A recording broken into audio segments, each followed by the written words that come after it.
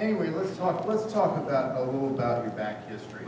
You grew up in Santa Barbara, and your parents ran a restaurant there. That's correct.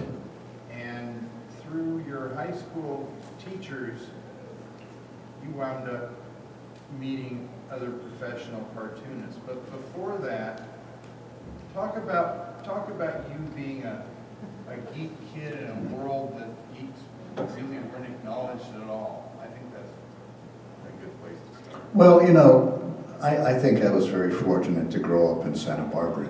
Scott Shaw grew up in San Diego, so I think those two cities were somewhat alike. It was a great place to grow up. I mean, number one, we had the beach, we had the mountains, but it was also a very creative community. So I think for a kid like me who just loved comics and movies and music, I really can't think of a better place to grow up, because we were surrounded by artists and writers and musicians. Because of our proximity to Hollywood, we had film composers who lived, in Santa Barbara. My music teacher was the brother of a jazz legend, Dave Brubeck. So that gives you the sense of, the kind of community I grew up in. So it was just a perfect place for a kid like me to grow up and read comics. Well, one of your teachers, I guess probably most of your teachers were aware of your interests. Yeah, because when you were obsessed with something. When you're drawing cartoons in class, yeah. Exactly. Yeah, that's right. But that teacher made an introduction for you that wound up being your first job as a professional cartoonist for one of the locals. Can you talk about that? I sure can. When I attended Santa Barbara High School, my science teacher, Jacob Turnoff, played golf with a cartoonist, and that cartoonist turned out to be Bill Wagen. And Bill Wagen decided to move to Santa Barbara. He started out doing comics back east, but he wanted to go west and, be a cowboy. So he had a ranch up in Mission Hills in Santa Barbara, and that's where he was doing his Katie Keene comic book. And he played golf with my science teacher, so what luck. My teacher knew I was always drawing cartoons. He played golf with Bill Wagen, so there was the perfect introduction, and that got me my first job in comics. I think Katie Keene was created in around 1947 or so. Probably, By yeah. the time you were there, Katie Keene was one of the biggest hits in comics. I'm sure some of you don't know what it was, but it was the first interactive comic book.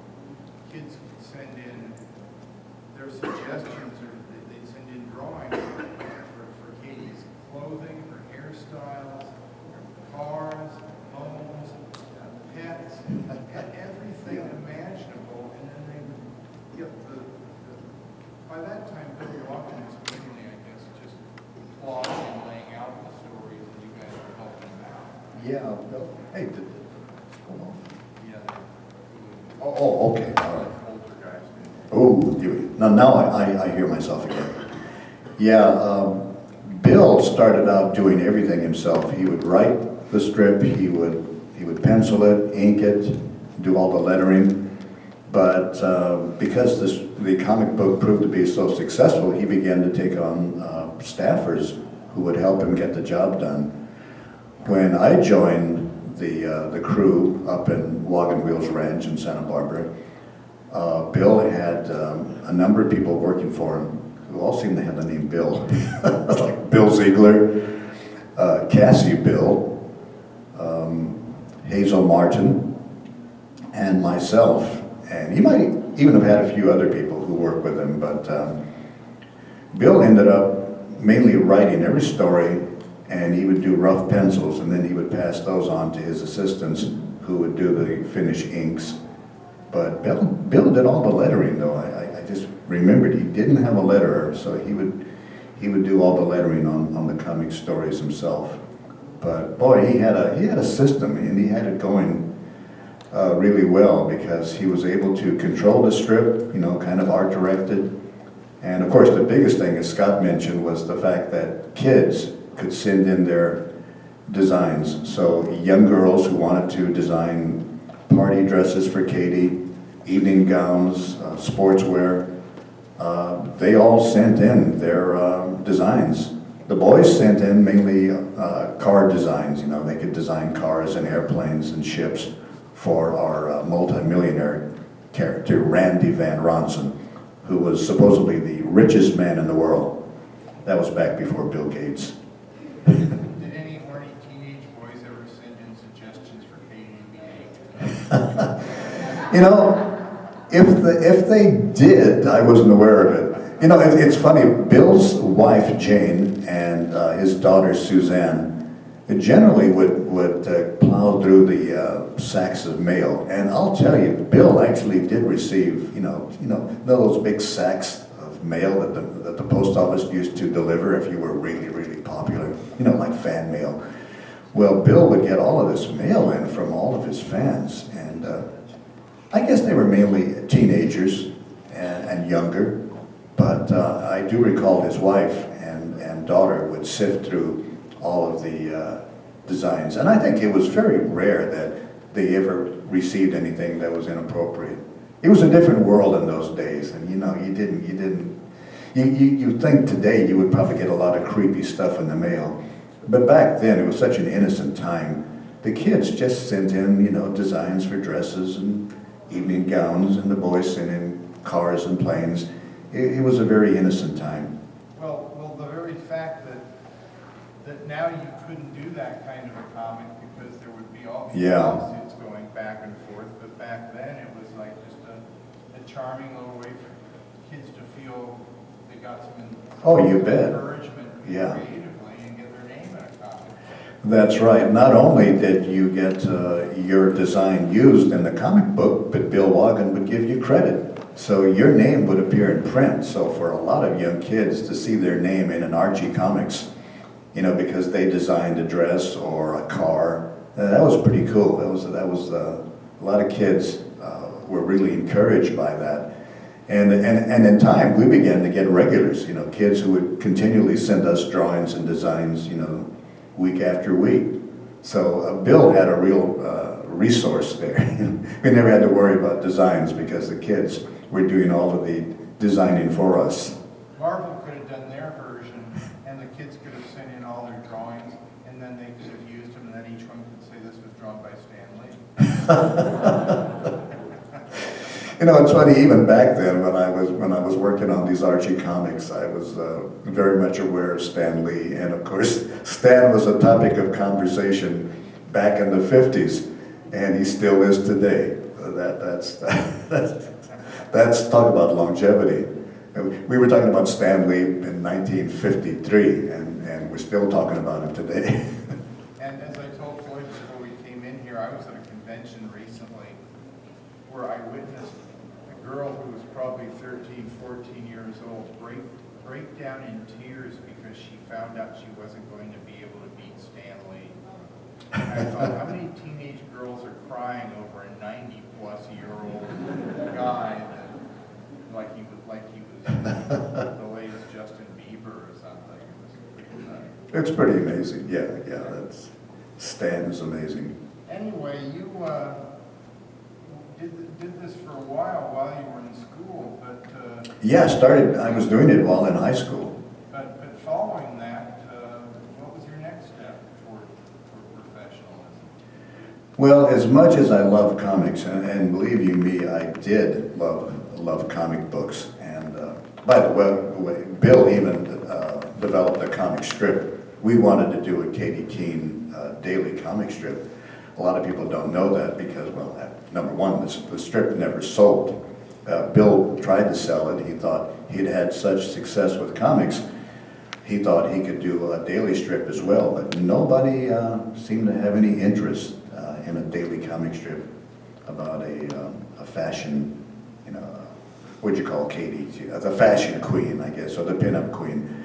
And nobody seemed to care about a daily. So even though we did a fair amount of work on the Katie Daily, but as much as I love comics, I knew that I wanted to work for Disney, so I reluctantly left my job in Santa Barbara and attended Art Center College of Design as I prepared to, for a career in animation. Because Disney told me when I applied for a job right out of high school that I needed to go to art school. So that was good advice. So I did enroll at Art Center College of Design and was a student there until, lo and behold, Disney called me in February of 1956.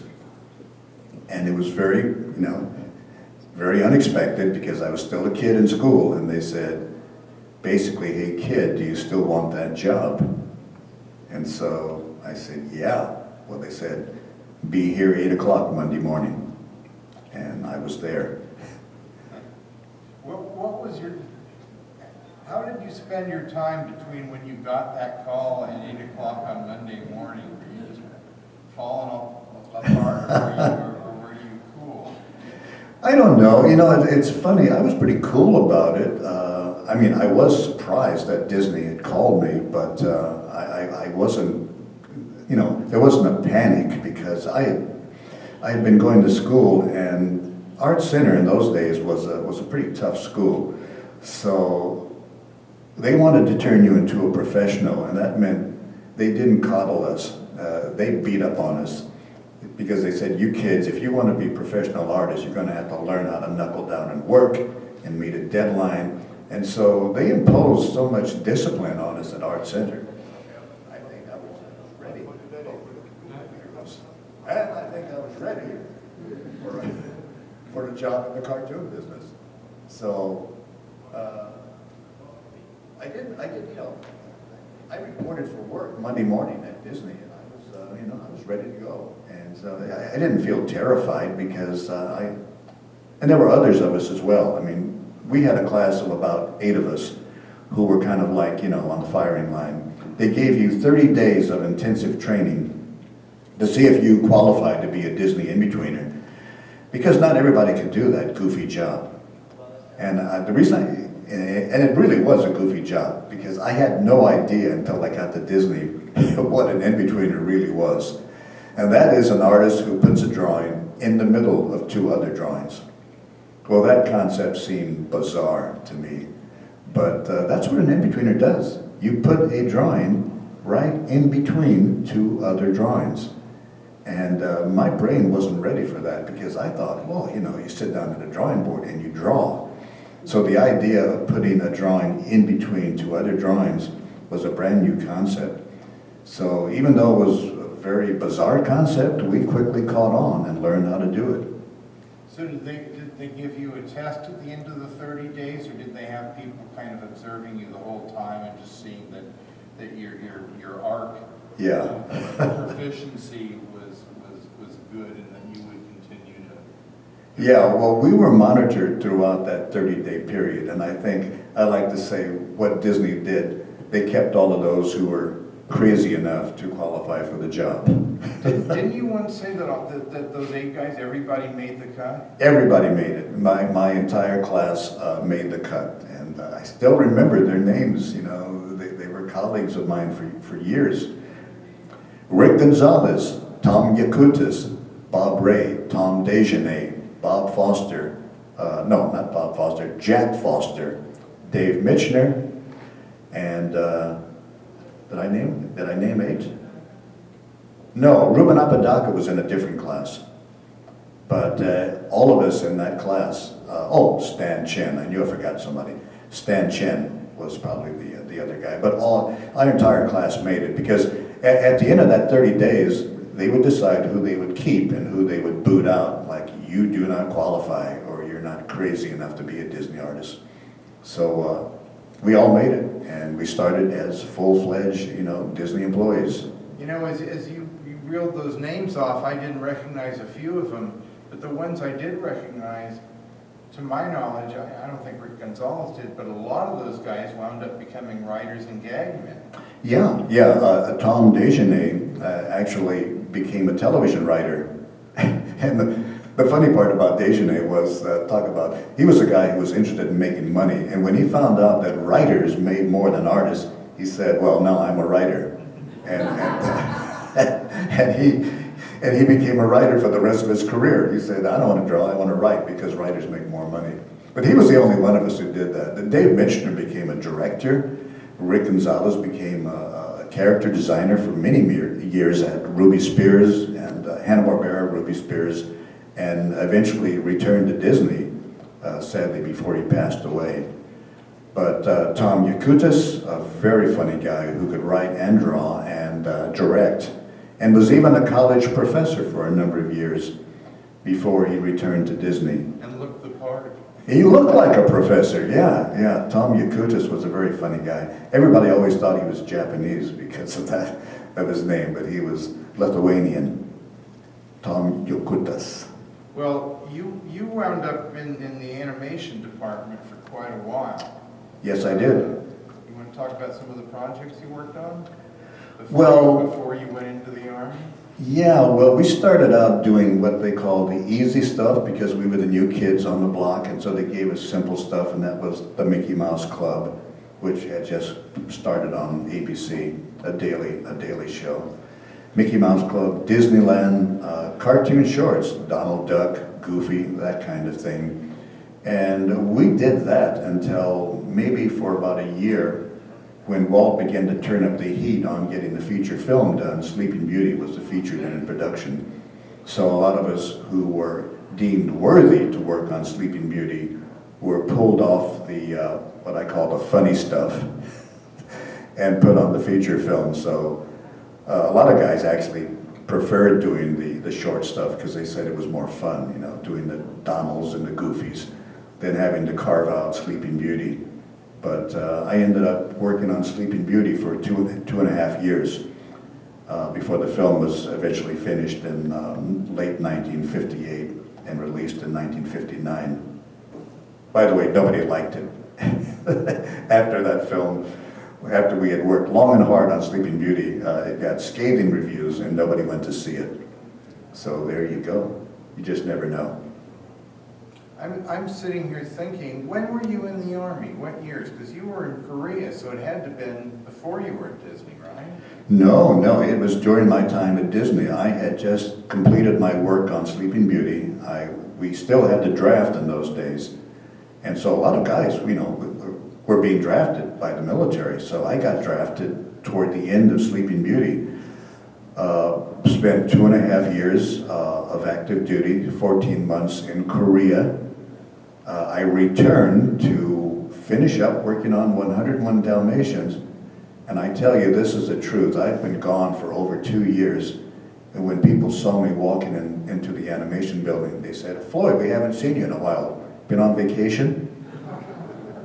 At Disney, it's kind of like it's a weird time thing, and so 2 years had gone by, and they thought I had been away for 2 weeks. I thought you were going to tell the story about getting off the train in Atlanta.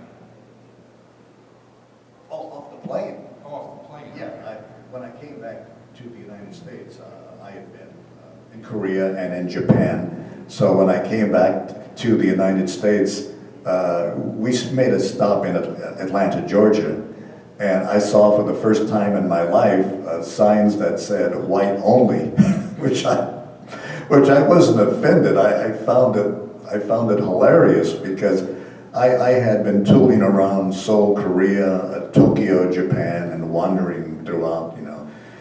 And I could go anywhere I wanted and, you know, hanging out, being cool, and enjoying the, you know, my time in a foreign country.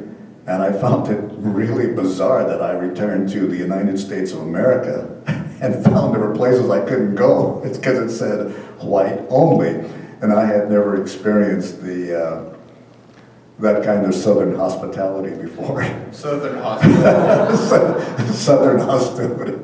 But instead of being offended by the signs that said colored only, white only, I thought, that's really, it was like being in a cartoon. I thought, why is it that the rest of the world has moved on and America still has signs that said colored, you know, colored drinking fountains, and I guess if you rode the bus, you had to sit in the back of the bus But like I said, I was not offended by it. It just seemed like a wacky world that I had entered, you know. And so, you know, no big deal. I headed back to Southern California and went right back to work at Disney, as though I had never left.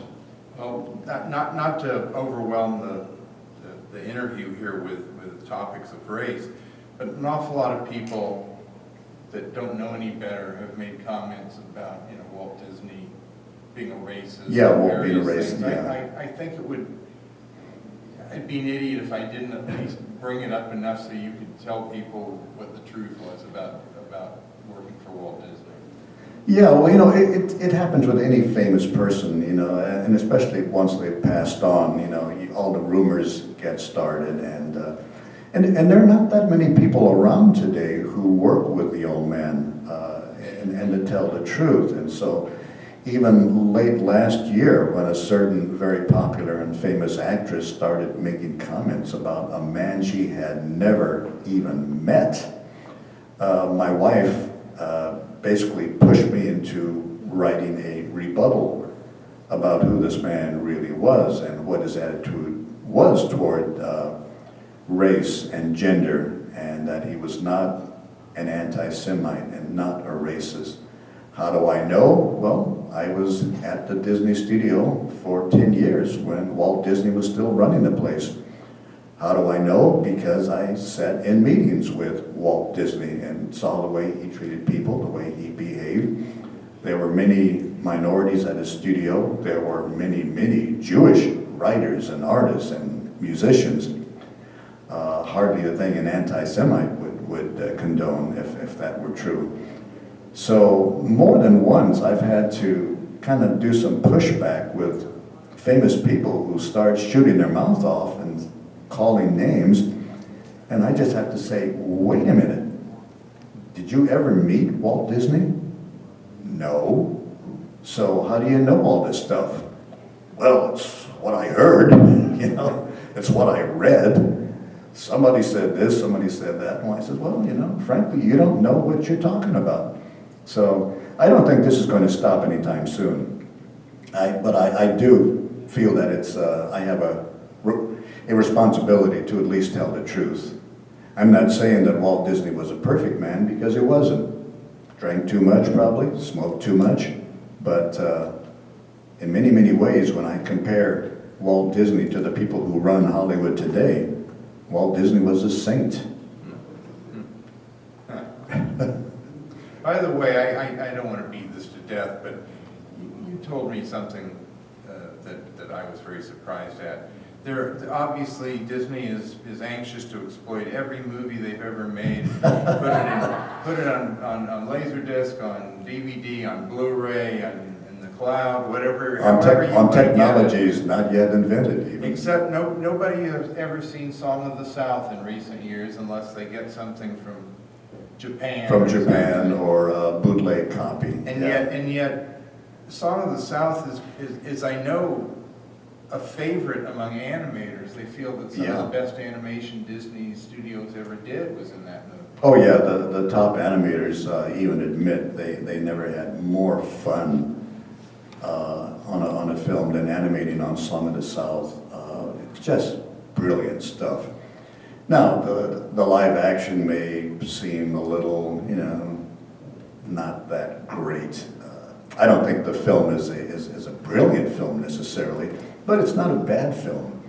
And if you allow yourself to get into it, it's a very sweet film. It's a very gentle film. The film story is very basic. It's just an old man who's helping a young kid get through some very difficult times. And stories as simple as that. And so when people read all kinds of stuff into it, you know, oh, gee, the film is racist, and the film demeans black people, and you know, it advocates slavery, and does all. Oh, gee, guys, it's just a story. You know, it's just. Didn't you, in a way, do your own focus group with that film? Yes, I did. My unofficial focus group with Song of the South, the film that the Walt Disney Company will not release because it will offend black people. I took the film and I did it more than once. And probably, I can say this now because that's been years and years ago, but I showed Song of the South a couple of times to an all-black audience in Los Angeles. This racist film from the Walt Disney Company, I showed the film twice, and the people who saw it loved the film, absolutely loved it, and wanted to see it again. And I say again, this was an all-black audience in Los Angeles. In what it was like, you know, during the kind of the birth of the civil rights. Yeah, this was in the 1960s. Yeah. Yeah, so in the, you might say, the heat of the civil rights movement, nobody felt Walt Disney's film was racist. That's what I hear today a lot, but again, in the midst of the civil rights movement in Los Angeles, nobody thought Song of the South was racist. Why they do today? Well, I think it's because people have a political agenda to tar and feather, you know, this film, and because Disney avoids controversy like the plague, unless it can make them money. Sorry, Bob. But anyway, yeah, so the film has been kept on the shelf, even though there are millions and millions of fans who would like to see this film and who would probably pay good money to see it. The Disney company will not release it. I think that one day they will, but that day has not yet arrived. Oh, Yeah, last year we went to Atlanta, Georgia, and went to learn more about, yeah, and to also address the many questions about this film. We went to Atlanta, Georgia, and Wren's Nest, which was the home of the author, Joel Chandler Harris, who adapted these tales and made sure these stories were published so they could be shared by readers around the world, so that these wonderful, fanciful stories would not be lost. Keep in mind that these were tales told by the slaves to each other. Stories that Joel Chandler Harris heard while he was a kid growing up. Now, there was no way a slave was going to get, you know, a story published. So it took this Southern gentleman, Joel Chandler Harris. He wrote it down, in a sense, you know, preserved these wonderful stories that were told by black people, these wonderful storytellers, to make sure these wonderful stories were not lost. And so we at least owe that to Mr. Harris for keeping these stories alive, and so that they could be passed on from generation to generation. That's a good thing. yes, it is. Well, let's get back to your exploits at Disney. Now, once you got back from Korea, what project was hanging there for you? 101 Dalmatians was wrapping up production. We were in the third act of the film. I had started out doing early sketches of Dalmatians, and I spent 2 years in the military, came back in time to work on the third act, where Cruella goes crashing over the side of the cliff, and end of story. And my next project was going to be Sword in the Stone. And in the meantime, while waiting for Sword in the Stone to rev up, I worked on a wonderful little short called Windwagon Smith with C. August Nichols. Charles Nichols was our director. It's one of my favorite Disney. It's a very cute little Disney short cartoon, animated by Julius Svensson and Art Stevens.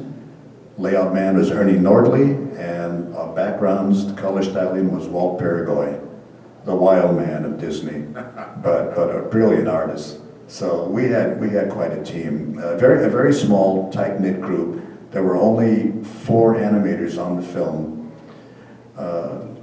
You know, Julius Svensson, Art Stevens, Chuck Williams, and myself. And we had a lot of fun doing Windwagon Smith. And that was the first Disney project that you actually did animation. Yeah, I owe that to Art Stevens. He actually let me animate on the film. So it was really my first Disney animation ever on Windwagon And Smith. it's so funny because when I was a kid, I loved that cartoon so much because it was an experiment in a way. Well, I guess it came from Walt, but I heard that he wasn't that thrilled with it when he finally was done. but it was an attempt to do things on a more limited budget, the way Hanna-Barbera and Jay Ward were doing it, but of course, because it was Disney, it had a much lusher look. Oh, yeah, But yeah. the movement was stylized, and they reused some animation from Toot Whistle Plunk and Boom of a Yeah. band, and yeah, I still think it's absolutely brilliant. Oh, sure. Well, a lot of that came from Ward Kimball. Keep in mind, Ward Kimball had been doing a lot of stylized animation anyway. He had done a little film, and once again, working with our director, Nick Nichols, he had done a little short called Melody that was very stylized and used limited animation. He had done Toot Whistle Plunk and Boom, again with Nick Nichols. So when Nick did Windwagon Smith, he just simply adopted these same techniques for the animation, using sort of a limited stylized way of using animation, not the typical Disney kind of thing. It's kind of funny, that was not exactly Walt Disney's cup of tea, and he didn't dig it all that much, but you know, he didn't stop us from doing it. So Walt could be very generous, where even if he didn't like something, he would say, yeah, I don't know, but yeah, go ahead and do it anyway. So you know, he let Ward and Nick, you know, do their thing. I never asked you this, but it's kind of, I forget exactly how long it is, but it's an odd length. It's like a featurette. It's not a short. Yeah. It's somewhere maybe around 14 minutes long, something like that. Yeah, it's funny when you do a picture at Disney, because in those days you could kind of do whatever you wanted, and Walt didn't care about necessarily making sure a picture fit into some kind of a preconceived niche. You could just make a film that was 8 minutes, 14 minutes, 20 minutes. It didn't matter. You do whatever what was necessary to tell the story, and so you had a lot of flexibility. I think Walt knew that his animation, at least shorts animation, was not making any money anyway. So he didn't really make these films to make money. He did it just to keep the craft alive, that'll be and to keep people busy, and to try new things, And so we weren't worried about, trying to necessarily meet a deadline. We were concerned about staying on budget. That money was an issue in that sense, but yeah, we had a great deal of flexibility, and that was really nice. Even I, as inexperienced by comparison as I am, remember days when studios would keep you busy with little kind of non-projects, Yeah. just to make sure that they didn't lose you. That's right, And yeah. now that just sounds like the wildest fantasy, wilder than anything in the contents of their cartoon. Yeah, it does. It does. The very fact that a studio would purposely keep people busy just to make sure that they could hold on to their staff. We live in an era now where almost everybody works film to film, project to project. Once it's done, you're gone. There's no attempt to keep you. A lot of these studios, on the day they hire you, tell you what your last day is going to be. I'm not kidding. Yeah, Anyway, I don't right. want to turn this into a griping session, but why don't you talk about what kind of the biggest surprise you had at Disney in terms of really kind of changing your career? The biggest surprise I had was finding myself in the story department in 1966. And I owe all this to one of the finest story artists ever to work for Disney, a man named Bill Peet. Bill Peet started with the Disney Company in the 1930s. He had a long, long career at Disney, probably worked on so many Disney shorts, so many Disney features. He was the story artist. He was the story man. Bill could do it all. He could write, he could draw, he could storyboard. He was able to adapt Dodie Smith's novel, 101 Dalmatians, by himself. He did the adaptation, he wrote the screenplay, he did the storyboards, and he did this like, oh, there's a sound again, oh, back off and on. He did this in like 6 months, which was incredible. Because Walt said, Bill, I want this film ready for production, and Bill wrote it, storyboarded, and darn near did every drawing by himself. So he was an amazing guy. And of course, Walt had such confidence in Pete that he would just turn the film over to Bill and say, Bill, just do it, do your thing. Well, it came time to do The Jungle Book. And as usual, Bill began his adaptation of Rudyard Kipling's The Jungle Book. He did the adaptation, wrote the screenplay, and began to storyboard the movie. And everything was going great. I know this because I used to sneak upstairs to Bill Pete's office to look at the boards, whenever I had the opportunity. Because I was afraid of Bill Pete, I always made sure he was out to lunch before I would go upstairs to his office. Not that Bill Pete was a scary guy. I was just a kid, and I didn't want to, I didn't want to get on anybody's bad side. So I would wait until they were out of the office, because I knew they would be down the street having a liquid lunch, and they would be away for a while. That's the way things were in those days, boys and girls. It was like Mad Men. Everybody smoked, and everybody drank, and everybody did everything else too. Anyway, including the animation business. Anyway, Walt looked at Bill Pete's storyboards and said, Bill, I don't like this. It's too dark, it's too mysterious, don't like it. Well, Bill Pete had been with Disney, as I said, since the 1930s. Excuse me, but he compared it to a property that still blows my mind. Oh, that's wonderful. Yeah, I'm sorry. I got to tell you this. When Walt Disney looked at Bill Pete's storyboards, I kid you not, Walt Disney said, it reminds me of Batman.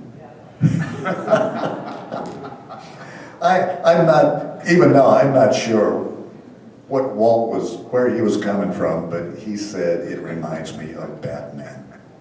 Okay, all right, Walt. I think what Walt meant, it was too dark, too murky, too mysterious, and that wasn't what he wanted to do. So anyway, he said, I want this story fixed. And Bill Pete said, basically, he'd had it. He said, well, fix it yourself. I'm out of here. And Bill Pete, after being with Disney since the 1930s, walked off the picture and out of the studio. And so, because of that was my opportunity to move into story. My boss called me into his office one Friday afternoon and said, Floyd, pack up your stuff, move upstairs, you're going to be working on The Jungle Book in the story department. Now keep in mind, I had never worked in story before. Now I knew what storyboards were because I had done storyboards on my own, for my own little films, just for fun. But I had never worked as a professional story artist, certainly not a Disney story artist. So this was a big surprise. So without any training, without any mentoring, without any usual protocols that are in place when you move into story, I started out day one working on production. On production, day one. That was unheard of at Disney. And I couldn't figure out why they were even allowing me to do it. But sure enough, when Walt Disney tells you to do something, the only answer you give Walt is yes. There's only one answer, and that's basically yes, sir. So on Monday morning, I started story development on The Jungle Book, and we just kept on going until we finished it. And so that's how I got into the story department. Floyd, if you ever go online, it's Mr. Fun. Mr. Fun's blog. Yeah. Mr. Fun's blog. You can see samples of him, but as long as I've known Floyd, he's always done gag cartoons about the studio, about the projects we're working on, about the bosses.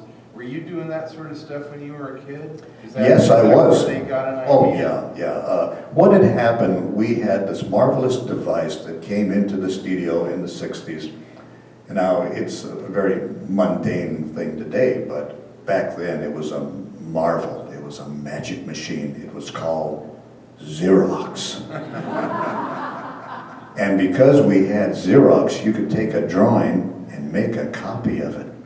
And you could make as many copies as you wanted. Well, because I drew cartoons, I was drawing gag cartoons. My gag cartoons began to be Xeroxed, and they ended up all over the studio. That means somebody important saw them. And guess who that was? The old man who wandered around the studio at night looking at everybody's stuff, saw all of these gags all over the studio and said, who the heck is doing all of this stuff, and who's drawing these cartoons about me walking around, you know, hunched over with a cigarette and everything? Well, that's what happened. I don't know for a fact that's exactly what happened, but because my cartoon gags were all over Disney, it wouldn't surprise me if some guy named Disney saw them and said, who is this guy and why isn't he in my story department? Well, So- well, when we were working together at Hanna-Barbera, we knew for a fact that Bill Hanna was coming up and looking at our games. That's right, yeah. So it does happen. It happens, yeah. It's getting late here, and I assume we only have an hour, right? Oh, yes, yes, I see the old clock on the wall. I don't want to rush you, but we've only got 15 minutes left. I think it's really important to talk about vignette films as well, and maybe you Yeah. can give a little bit of a transition on how you decided to quit Disney and go become your own company. Yeah, well, you know, it's something I probably never would have done had it not been for a young man that I met, oddly enough, at the Disney studio. He's a longtime friend and colleague, and his name is Leo Sullivan. We started out making little films just for fun, and Leo said, why don't we just start our own company? Well, I had no idea. You know, this was like fantasy land, start our own company. But Leo was ambitious. He had a pretty solid business sense, as well as being a cartoonist. He said, yeah, we can start our own company and make movies and make money. So we began to lay the groundwork for a company we called Vignette Films, which later became Vignette Films Incorporated. And we were going to produce educational films because it was a foot in the door. We didn't know how we were going to break into movies, but we did know that there was a market for educational films. So we knew that if we made educational films on the subject of Black history, we could probably sell those films to the school systems, and that's how we launched our company. 4 films was the initial plan. The subjects being Paul Laurence Dunbar, George Washington Carver, Booker T. Washington, and W.C. Handy. Those were the first 4 films we were going to produce on African American history. And believe it or not, we actually made, produced, and got those 4 films into distribution. And many, many kids across America have seen those films that we did way back in the 60s, including my wife Adrienne, who said even she saw them. So this, Weren't these pretty much the first of their type, and certainly the first that were actually produced by Black people? yeah, Which you know, I just think is a wonderful historical thing. I mean, you guys weren't trying to create history. You Yeah, were just trying to make some money. we were trying to break into the movie business. Yeah, I mean, people later, you know, gave us awards and stuff because they said we were making history. And we weren't out trying to make history. We were out just trying to get into the movie business and to make films. And we just recognized there was a need. So when you're trying to get into a business, you produce a product that you hope you can sell. Since we knew there was a need for films on Black history, we just decided, well, why not make those? Because if there's a need, then people are going to buy them and we'll be in business. And apparently, the people in charge of the budgets didn't want to make it necessary for too many others to be made if they were still using your stuff Yeah. by the time Adrian was in school.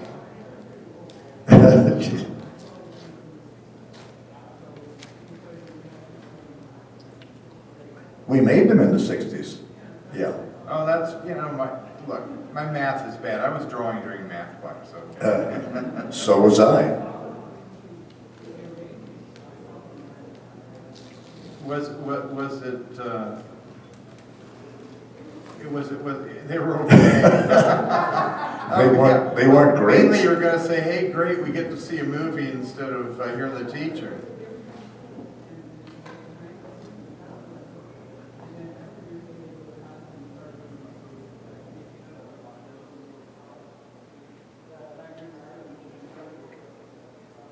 And during that time, we also met Bill Cosby. You know, that's another whole story, the whole Fat Albert thing. We started developing Fat Albert because we were hoping to sell it to Bill Cosby. And so we were in kind of like on the ground floor on the whole Fat Albert project. We did a half-hour special for NBC, I think in 1968, 67, 68, that it only ran one night on NBC, the Fat Albert special. And from that special came the Saturday morning TV show, Fat Albert and the Cosby Kids, which I did not work on because I just didn't want to work at Filmation. Lou Scheimer was a very nice guy. I really liked Lou. Lou Scheimer tried to get me to work for Filmation, but I never did because I actually preferred Hanna-Barbera. Scott and I, you know, love the H&B stuff. Hanna-Barbera was a place that Floyd once said, and it's really true, even though we knew we were making some pretty crappy cartoons, the place was full of people who were incredibly talented. Yes. And the bosses were smart enough to know that if they ruled with kind of a slightly looser hand, that we'd all be having fun, and yet we all I know in the layout department, I think every person that worked with us exceeded the limit from number of layouts you had to do a week. Yeah. And they actually paid a bonus if you did more than 40. Yeah. I mean, you know, it was a factory, no two ways about it, but it was kind of like the greatest factory ever because we were all having fun. Yeah. And the bosses actually knew what they were doing. Yeah, it's like the ideal sweatshop. You know, if you're going to work in a sweatshop, work in a fun sweatshop. And that's what we had at Hanna-Barbera. It was just a fun place to work. And I like to tell people who weren't around to experience it, because I was looking at some old photographs and some old movies of those days. People came to work with a smile on their face. Honestly, artists, you would see the young men and young women walking into the building and they were smiling. They were going to work and they were happy to work at Hanna-Barbera, to work on fun cartoons, and to get paid for drawing pictures. So, you know, it was a great time to be in the cartoon business. It was a great time to make cartoons, and Scott and I both experienced that, and we wouldn't have traded that for anything. No, they were good times. You know, I know at this point, kind of the timeline kind of got jumbled for a time's sake. So we only have a few minutes left. I'd love to see if anybody has any questions for Floyd. Yes. Is that microphone working? So everybody can hear you? No? Maybe not? No. Okay. What is the worst car that you've ever worked on? I mean, like, you don't have yourself to want to truck. Oh, that's a good one. Yeah, I think Scott's got the answer there. We both agree on this one. You want to say it, Scott? It was called, originally it was called Casper and the Space Angels. It was Casper, and I actually went to the story editor because we always had these ground scenes. The writers always made sure it was more difficult. And I said, is this supposed to be in the future or just in outer space? And he said, I don't know.